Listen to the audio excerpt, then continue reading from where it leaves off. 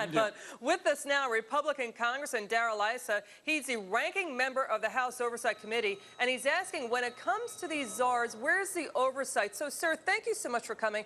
We just heard David doing in the voiceover $6 trillion in spending authority. How are the czars doing an end run? How are they circumventing constitutional checks and balances here? Well, first of all, a couple of these czars are people that I've grown to know and respect, so let's hope there's no basement ahead for them. But it's very clear that they oversee $6 trillion, and some of them have great power, some have the ear of the president. We really don't know which ones have power and which ones are simply being put out there, if you will, to make a statement to some political group. Some of these czars are political appointees in the truest sense. Some of them are career professionals. Again, there's no guidelines for it. And most importantly, because they're not confirmed by the Senate or answerable to the House, particularly the Government Oversight Committee, we can see that we have no ability to get answers from them. And for the most part, they don't answer.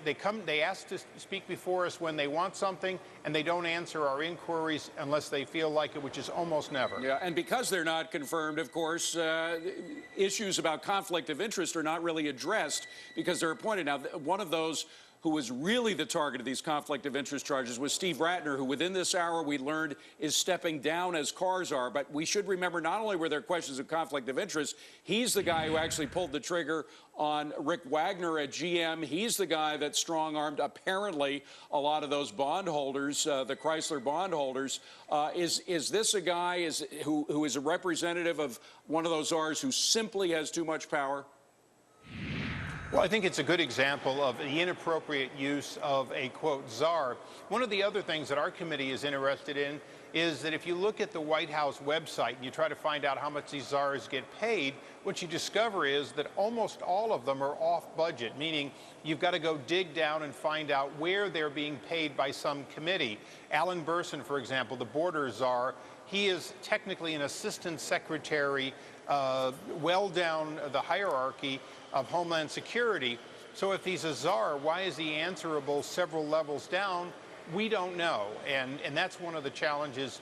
And as a former chief executive, I can tell you there's no way I can have 33 plus people who have my ear. So that's the other part, is over and above the entire cabinet, you have all these czars who do not really have the ear of the president, and yet they're being put on salary without confirmation. Congressman, we've got midterm elections coming up. If you had one thing to say to the American voter and the American taxpayer about all these czars, what would you tell them? Well, this president said that he was going to stand for greater accountability and transparency. Speaker Pelosi said greater accountability and transparency. These czars and our inability to get any kind of oversight of them is part of that lack of transparency and oversight. And as somebody in the minority, we're the ones that really want to have some level of transparency so that we have influence. We're not getting it. The voters aren't getting it. This is what they should be looking at for midterm change. Congressman Darrell Issa, great to see you again, Congressman. Thanks for being here. Thank you. Now,